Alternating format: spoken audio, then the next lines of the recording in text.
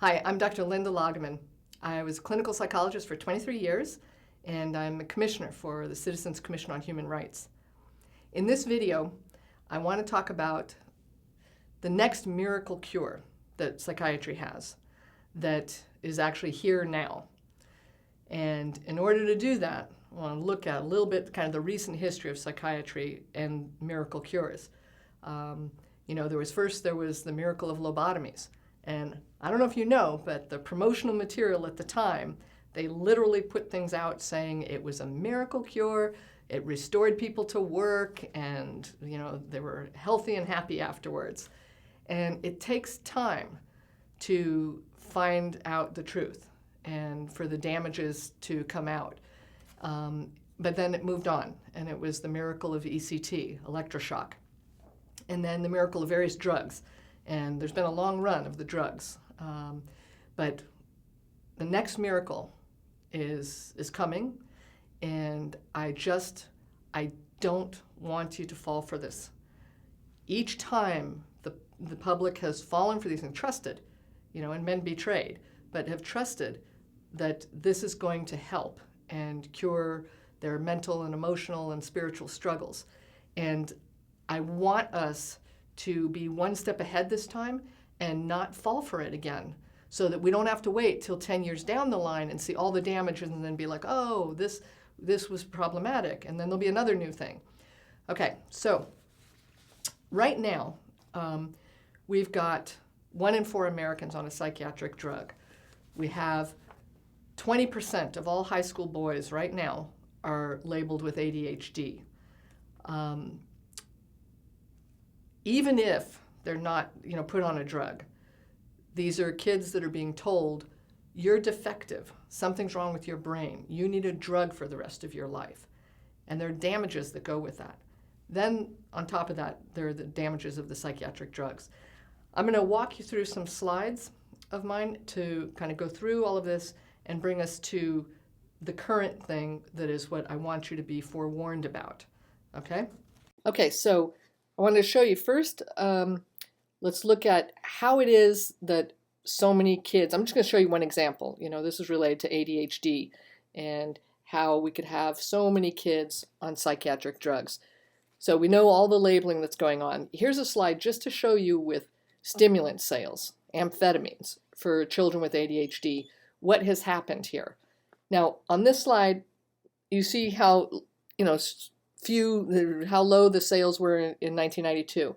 1997 is when Congress approved direct-to-consumer advertising of, psychiatric diagnoses and drugs, and that's what's happening here. That's when we got advertising, making everybody think everything they're struggling with is a chemical issue and needs a pill. So we're the only country in the world right now that allows that. It used to be New Zealand too, but somebody just told me New Zealand reversed that. Anyway, whether that is or isn't, the bottom line is the U.S. does this, and by 2012, you see the sales of amphetamines, stimulants for children, this was up to $9 billion annually. Boys of color, I don't know how many people know, but boys of color are 11 times more likely to be given a psychiatric drug than white boys.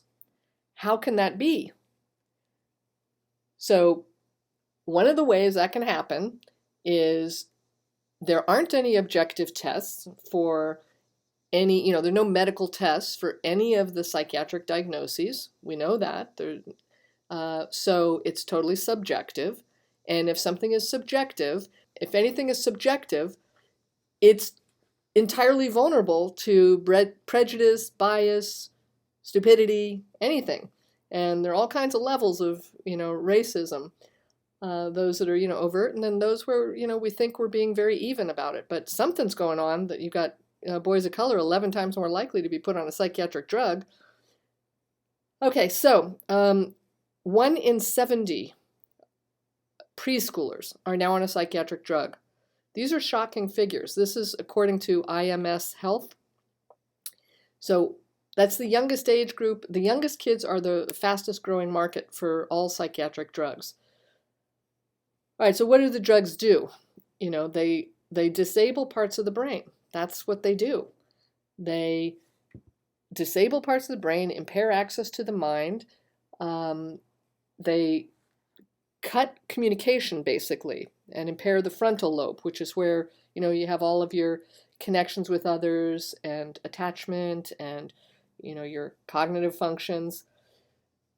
Every psychiatric drug worsens the condition it is intended to help. And I'm just give you a couple of quick examples here. You see this slide. This was a study done by the maker of Xanax, one of the anti-anxiety drugs. And if you look at this, you see that the placebo group, so the numbers on the side are the amount of panic attacks that somebody had. So they come in with 6 panic attacks. So something was upsetting, something going on. The placebo group, just given a sugar pill, basically nothing, they even out and they're fine. The group that was given Xanax gets better and then gets worse and gets worse than when they first started. And week number 4 is what was reported in the press. And, that's what the Upjohn wanted reported. And there was big claims, that Xanax beats placebo. And that's what everybody believes. Just a side comment here, which is about, anti-anxiety, antidepressant, antipsychotic, the names of these things. Those are, marketing names, by the way. There's nothing, that's not technical. There's nothing about it that makes it anti-anxiety. It's just, that's what the name is put on it to sell the drugs. Okay, so same thing with, antidepressants, that they make worse the condition. I mean, I think most people are aware now that antidepressants raise suicide risk. And in people 25 and under, they can double the suicide risk. So this was a National Institute of Mental Health study, and they looked at, people, they were trying to look at kind of the natural course of depression, what happens if it's untreated. And surprisingly, or not surprisingly, the people who got no treatment did much better than the people who were put on an antidepressant. 33% of the people put on an antidepressant stopped functioning, in their social roles, meaning, they quit volunteering to be the Little League coach or, volunteering at their church or whatever they were doing. They stopped their social, role functions. And then a much higher number of them became completely incapacitated. Same thing with antipsychotics. And that's an area where a lot of times people think well, somebody's psychotic, hearing voices, you got to medicate that. And it's well, not really. So this was a study the World Health Organization did, and they were comparing the developed countries, the US, UK, and Japan was in there, I think, and then developing countries. They had Nigeria, Colombia, India. And here you see at the 5-year follow-up, there were, in the developing countries, 64% of the patients who had been diagnosed with schizophrenia were without symptoms. They had returned to work and had good social outcome with no drugs. And in the US, 65% that were being treated with an antipsychotic were actively psychotic. That's pretty dramatic. So the World Health Organization concluded by saying that living in a developed country was a strong predictor that a schizophrenic patient would never fully recover. Now, there are a lot of factors we could discuss about this in terms of cultural differences, which are valid, in terms of family support, but also a key difference is what we do in this country and the developed countries, which is, institutionalized and drug. Okay. So I'm going to go to a blank screen again, just for now. Something, when people say that the psychiatric drugs really help them, I think it's very important to keep in mind, I would never negate somebody's experience, and truthfully, because I believe them. I believe that the drug helped them, because you have a really, really high percent of people on the placebo who would say the exact same thing and not have any of the adverse effects, of these drugs that are altering the mind. So placebo is a very strong thing, and I wouldn't underestimate that. The other thing is there was a study that was done on, let's see, it came out, I'll have to look, but it was on antidepressants, and that was saying the adverse effects were worse than they thought. They did, looked back, they talked to people, they got, their reports of their different symptoms. And what was really interesting was the adverse effects were worse than they had thought they were. But the thing that I found the most fascinating was, given all that and people saying that rating their depression still high, when they were asked, does the drug help you? They said yes, even though they were also still saying they had high level of depression. So, people believe a drug is helping, even if on, some kind of objective measure, you would say no. There's a lot of covert drugging going on now too, and I think that's important to know. One, I'll get to this ad in a second, but the FDA in January of this year, 2015, they issued a warning because they had done an analysis of a bunch of diet pills and found that there were a number of them that contained undisclosed ingredients.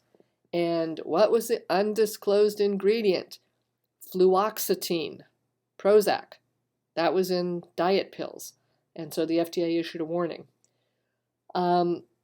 This ad right here, actually, I'll play it for you. It's just a minute long. This is on commercials now. So, are you dealing with hot flashes during menopause? Why suffer more than you have to? You can do something different, because the landscape of options has changed. Brisdel is the only FDA-approved, non-hormonal option proven to reduce moderate to severe hot flashes during menopause, and the bedtime dose provides 24-hour relief. Brisdel is not for everyone. Call your doctor if you have changes in mood or behavior, thoughts of suicide, or a high fever, stiff muscles, or confusion, signs of a possible life-threatening condition, abnormal bleeding, bone fractures, restlessness, vision problems, and impaired judgment and motor skills may occur. Don't take Brisdel if you are pregnant, taking MAOIs, Pyridazine, Pimozide, or are allergic to paroxetine. Tell your doctor about all your medicines, like tamoxifen, triptans, or paroxetine. Side effects include nausea, vomiting, tiredness, and headache. Change is in the air. It's time to talk to your doctor about the only FDA-approved non-hormonal option, Brisdel. Okay, so Brisdel. First, you hear all of those adverse effects, and it's very interesting how commercials do, the kind of tone they use, because when there's a discrepancy between that tonality and the content, people are more likely to pay attention to the tonality, which kind of makes sense. Like, think about it. If somebody told you they like you, but they said it in a really angry kind of voice, you'd be paying attention to the tone more than the content. And that's what happens. So people just hear a very reassuring voice, even though it's talking about suicide and, bone fractures and things like that. Anyway, the punchline here is that Brisdel, I don't know if you noticed it on the ad, is paroxetine. Paroxetine is Paxil. So this is, again, it's another antidepressant. Okay, there's lots of damages from psychiatric drugs right now. And the Department of Justice has busted the major pharmaceutical makers, a number of them, for lots of practices, falsifying data to make it look like a drug was effective when it wasn't, covering up damages, including death, and illegal marketing practices, things like that. But there are 25 psychiatric drugs on the market right now that are known to cause violence. We have, school shootings and bizarre killings, like the mom who, drowns her kids in a bathtub, things like this that, in just the spree killings, things where they're not your regular murders where you find a motive. They're the ones where people are saying, whoa, what could make a person do that? Well, mind-altering drugs can make a person do that. I mean, just think, just on the level of alcohol. Like if somebody is drunk, they do stuff that's they wouldn't normally do. All right, so just amplify that, and that's what, psychiatric drugs can do. Child suicides. You got parents having to deal with children as young as 6 years old committing suicide. That's just bizarre and tragic. Type 2 diabetes risk right now has increased nearly 50% in children taking some of the blockbuster antipsychotics that they're being given now for ADHD. Increasing diabetes, 50%. Birth defects. There's lots of damages. Those are being exposed. Like I said, there are lawsuits now, and they're losing all these lawsuits, by the way, because they knew of the damages and concealed them. They saw the damages in the clinical trials. And they've had to pay the Department of Justice for pleading guilty to, GlaxoSmithKline, Johnson & Johnson, Janssen Pharmaceuticals. They pled guilty to criminal and civil charges and paid, in this last decade, somewhere between 16 billion and 19 billion. Okay, so I'm giving you all this background to lead up to the next miracle, because the director of the National Institute of Mental Health even has come out and said, well, the psychiatric drugs were not all we had hoped they'd be and not as effective as we hoped, but now, they have the new thing. So there are a number of new devices and things that are based on the ECT machine, the electroshock machine. So this first one, this slide, that is a picture that's super magnified. It's actually the size of a grain of rice, and it's made by GlaxoSmithKline, and it's called Electroceutical. And you see that coil in there, and it's all self-contained, but it fires. It gets inserted in the eye socket, behind the eyeball, like the lobotomies, kind of back and up into the brain, and fires electricity. This is an X-ray of a person who has deep brain stimulation, and you see all the wires in the head. This is done by drilling holes in the skull, inserting electrical implants deep into the brain, deep brain stimulation. Let me show you another view. This is a front view, an X-ray, somebody who has this. These were originally researched, by the way, for epilepsy and Parkinson's and other movement disorders. But very quickly, they started promoting them for depression. And then now they're promoted for obsessive compulsive disorder. And then now they are also promoted for obesity. You see where they're going with obesity. That's a very big American concern. That's how you turn it into a blockbuster. So, this is the surgery of it being done. This comes from the promotional material. And these are the happy people who had it done from their promo. And just so you know, this is going on right now. This is just a screen grab. I happened to be giving a talk in Atlanta, and so I did just a Google search of hospitals that did deep brain stimulation in Atlanta, and here you see what came up. So I'm telling you about this because I want you to know and be forewarned and not fall for this, because you will soon. These hospitals, by the way, every major city, they're doing these, and I've called some of them and found out they're doing 70 a month. I want you to know this is the next new miracle, and it's let me go off of that. And you're going to be seeing commercials for this, and I just want you to not fall for it. There's each new miracle is destructive, and there's a proven track record of destruction. And so I just want you not to fall for this. For more information about this, go to two websites. There's thetruthaboutECT.org and thetruthaboutdeepbrainstimulation.org. Thank you.